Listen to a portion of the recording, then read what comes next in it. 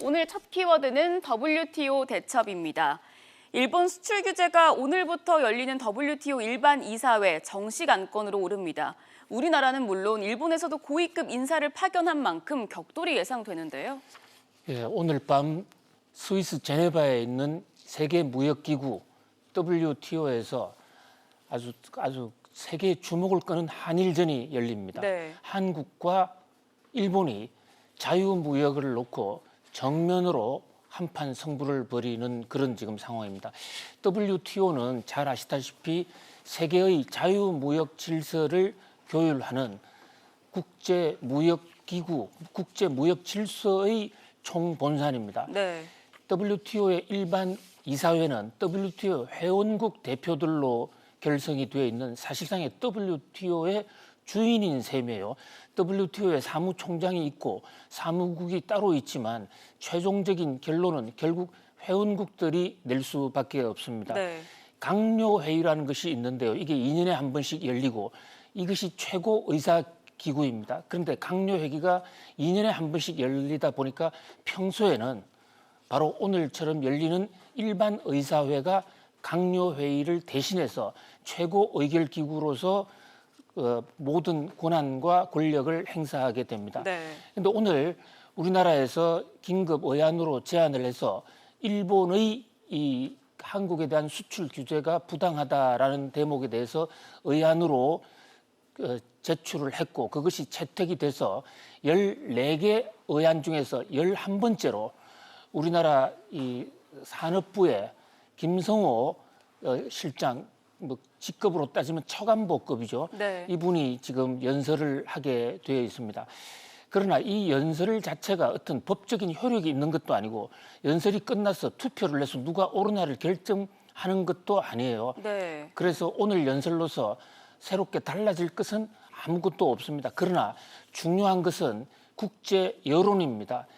이 통상을 안다는 사람들 입장에서 보면 과연 누가 옳은지 누가 황당한 주장을 하고 있는지 금방 알게 될 것이고요. 네. 또 심리학에서 이 피어 프레쇼라는 말이 있어요.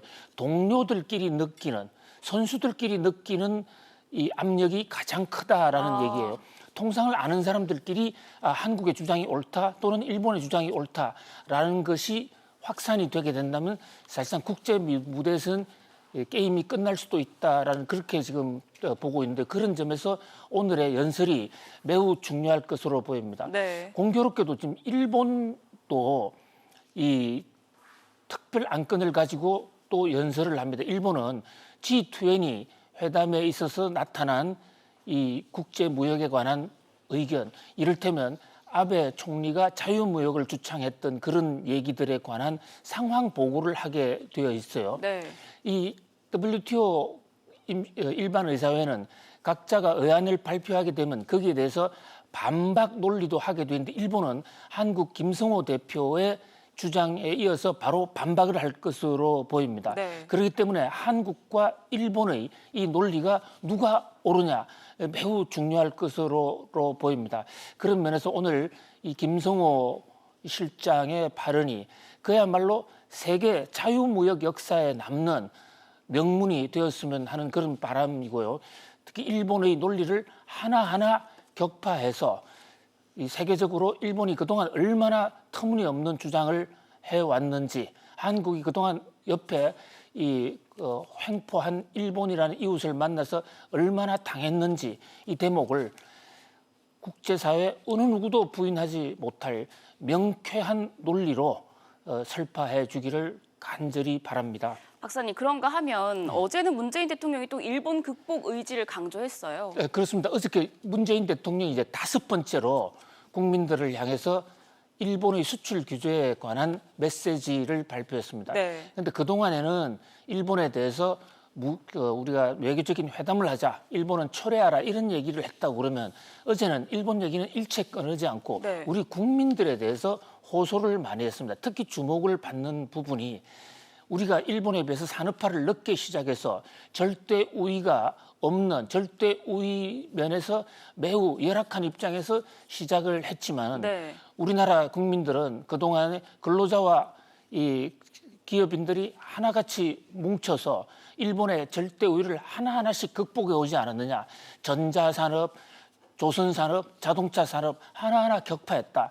자, 지금 우리가 소재 산업 이런 데서 일본에 지금 말려 있는데 이것도 역시 격파할 수 있다. 같이 한번 잘해보자라는 대국민 호소라고 볼 수 있어요. 네. 또 하나는 관광입니다. 지금 여름을 앞두고 우리 국민들이 해외로 많이 여행을 갑니다마는 일본과의 여행 수지가 한국이 엄청난 적자를 보고 있어요. 네. 한국 사람들이 일본에는 무려 800만 명이 가고 있지만 일본에서 한국을 오는 수는 그에 지금 크게 못 미치지 못하거든요.